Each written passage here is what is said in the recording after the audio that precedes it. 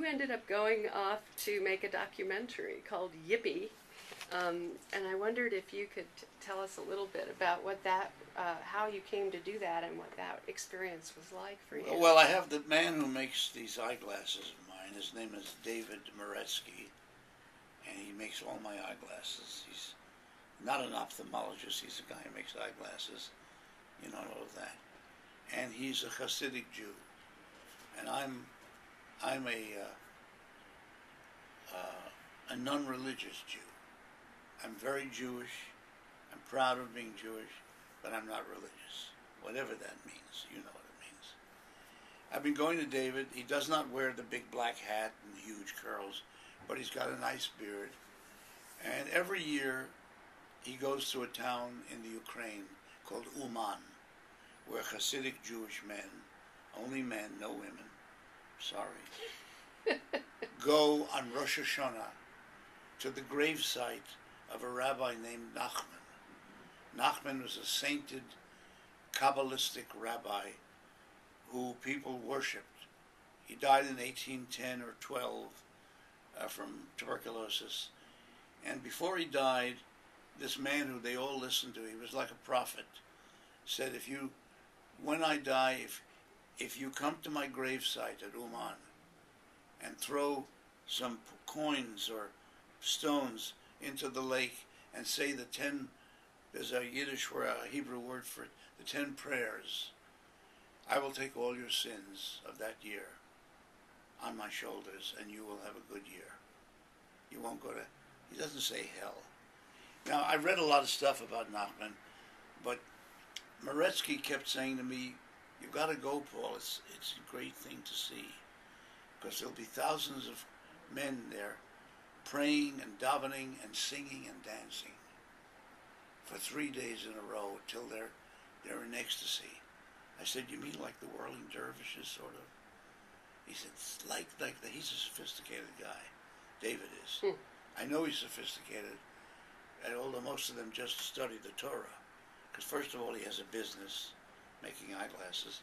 Secondly, he confessed to me that he reads Philip Roth in the bathroom.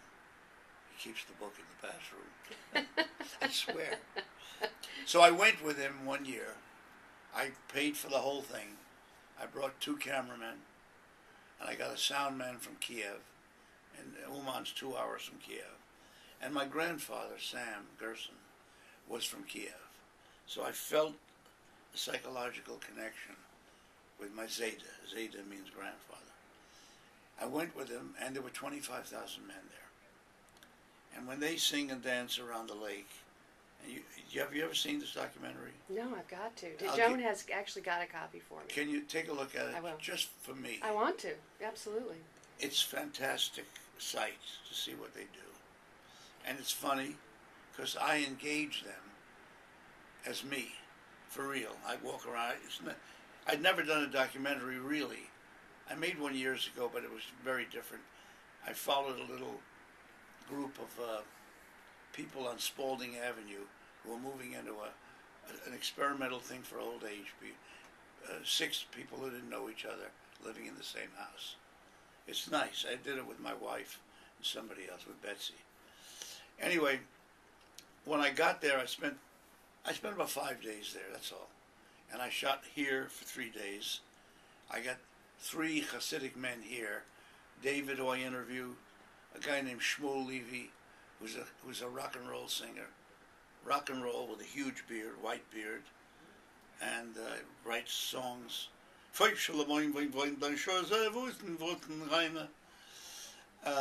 And a rabbi named, you'll get it, Reb Tauber.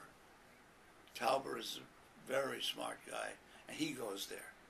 So all 3 of them went, and I was there with the 25,000.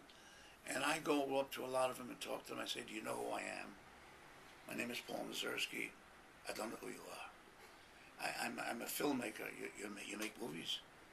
"Yeah, I make, but where do you live?" "I live in Hollywood." "Like, you live in Hollywood? Do I know a movie you made?" "I made Down and Out in Beverly Hills." "Where?" "In Beverly Hills." "I don't know. What, did you make anything else?" "I made Enemies, a Love Story." "I don't know." It's very funny. It's amusing. Where can we see this movie? Where is it available? Well, I never got distribution. Is it on DVD? It's on DVD. It's being distributed by the Brandeis University, a woman named Sharon Revo, the Jewish Center for Jewish Film. And it's been distributed now for 2 years. I could never get distribution. 75 minutes long. It's played at Karlovy Var, the film festival. Massive, huge hit. Atlanta Film Festival, Lincoln Center, Palm Springs, London, Barcelona. It's played, 25 places, and I've sold, a few thousand copies, but I'll never get the money back, but that's okay. Well, you've been acting, and it's been really fun to I've see had a good all time. of your performances. I Yeah. watched once and again, Curb Your Enthusiasm. You seem to be Sopranos. enjoying it. Yeah. 2 Days in the Valley. I still act. I've directed about 3 plays out here in the last 2 years. I've written a musical, Moon Over Parador, the musical. Excellent. Yeah. Is there a shot of that getting put up? We're getting close. The music's by Bill Conti. The lyrics Rocky. are by Rocky, Gerard Alessandrini. Forbidden Broadway. Have you ever seen any of his shows? Sure. Very amusing guy, funny as can be. He calls me once a week. Hi, Paul. This is Gerard Alessandrini, your lyricist. I said, I know who you are, Gerard. We've been working together. I've been working on this a year and a half. I would love to see that. That would be really It's fun. possible it could happen.